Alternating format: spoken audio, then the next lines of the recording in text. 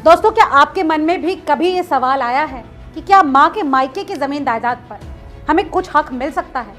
मतलब अगर नाना नानी की प्रॉपर्टी है तो क्या नाती नातिन उसमें हिस्सा मांग सकते हैं? दरअसल भारत में जब कोई इंसान बिना वसीयत बनाए गुजर जाता है तो उसकी संपत्ति का बंटवारा हिंदू सक्सेशन एक्ट 1956 के हिसाब से होता है। अब अगर बात दादा दादी की पैतृक संपत्ति की है तो पोते पोतियों को जन्म से ही उसमें हिस्सा मिल जाता है।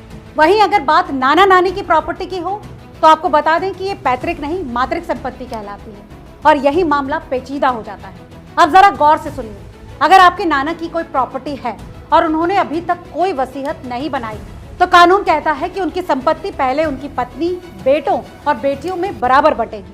यानी अगर आपकी माँ जीवित है तो उन्हें उनका हिस्सा जरूर मिलेगा, लेकिन आप नाती या फिर नातिन सीधे तौर पर उस प्रॉपर्टी पर दावा नहीं कर सकते। हाँ, अगर माँ का हिस्सा मिला है तो वो हिस्सा अब उनकी अपनी संपत्ति बन जाती है और जब माँ संपत्ति का बंटवारा करेगी तब उनकी संपत्ति के वारिस के तौर पर आप उसका हकदार बन सकते हैं। इसका मतलब साफ है कि नाना नानी की संपत्ति में आपका हक सीधा नहीं बल्कि माँ के रास्ते इनडायरेक्ट है। चलिए अब समझते हैं इसका दूसरा पहलू। अगर आपकी माँ की मृत्यु नाना से पहले हो जाए और कोई वसीयत भी नहीं तो ऐसे में क्या होगा? कानून कहता है कि आपकी माँ का वो हिस्सा जो उन्हें मिलना था अब उनके बच्चों यानी आप, नाती और नातिन को मिल सकता है। यानी इस परिस्थिति में नाना की संपत्ति पर आपका कानूनी दावा बन सकता है। लेकिन अगर नाना ने वसीयत बना दी तो बात बिल्कुल बदल जाती है। नाना की प्रॉपर्टी उनकी खुद की अर्जित संपत्ति है और वो चाहें तो वसीयत में प्रॉपर्टी किसी को भी दे सकते हैं।